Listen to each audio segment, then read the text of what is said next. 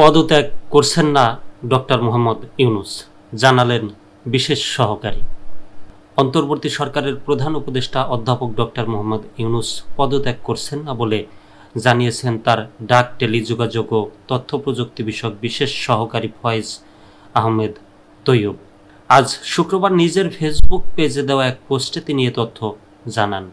পোস্টে ফয়েজ আহমেদ তৈয়ব বলেন, অধ্যাপক ডক্টর মোহাম্মদ ইউনূসের ক্ষমতা প্রয়োজন নেই, কিন্তু বাংলাদেশের শান্তিপূর্ণ ডেমোক্রেটিক ট্রানজিশনের জন্য ডক্টর ইউনূস স্যারের দরকার আছে। তিনি আরও লেখেন, বরং ক্যাবিনেটকে আরও শক্তিশালী হতে হবে, সরকারকে আরও বেশি ফাংশনাল হতে হবে, উপদেষ্টাদের আরও বেশি কাজ করতে হবে, দৃশ্যমান অগ্রগতি জনতার সামনে উপস্থাপন করতে হবে। এ ব্যাপারে কোনো দ্বিমত থাকতে পারা যাবে না।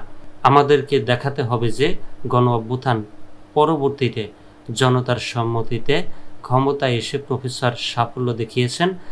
বিশ্ব সম্প্রদায়ের কাছে ডক্টর মোহাম্মদ ইউনূসের সম্মান আছে, এটা রক্ষা করা আমাদের দায়িত্ব। ফয়েজ তৈয়ব বলেন, আমি মনে করি সরকারকে এখন থেকে রাজনৈতিক দলগুলোর সঙ্গে আরও নিবিড়ভাবে আলোচনায় বসতে হবে, নিয়মিত বসে এবং বিভিন্ন বিষয়ে তাদের মতামত চাইতে হবে। কোনো ধরনের বিচ্ছিন্নতা কাম্য নয়।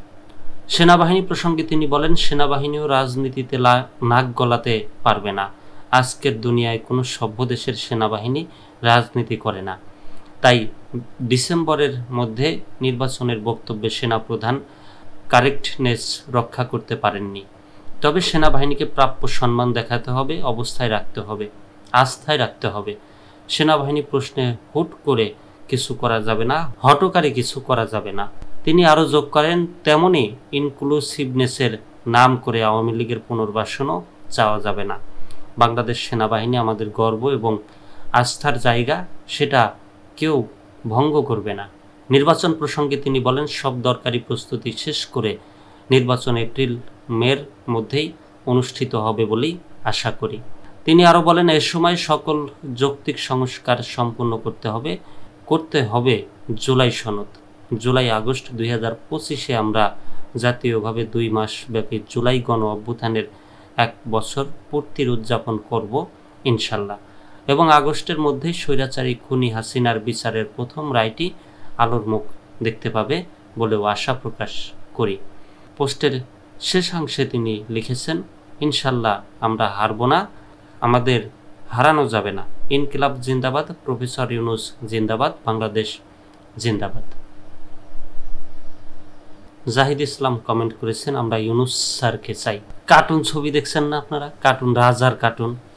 সেখানে দেখা যায় যে রাজার বিরুদ্ধে চক্রান্ত করে সেনাপতি বা উজির নাজিররা। সেনাপতি কিন্তু এই যে সেই সেনা সদস্য, বর্তমান যুগে যদি ধরি তাহলে কিন্তু ধরা যায় যে সেনাবাহিনী বা সেনা প্রধান এমন কিছু হইতে পারে। তবে মূলত সেই সেনাপতির কাজ কি ছিল? রাজার হুকুমে দেশের যে কোনো যুদ্ধ পরিস্থিতি মোকাবেলা করা।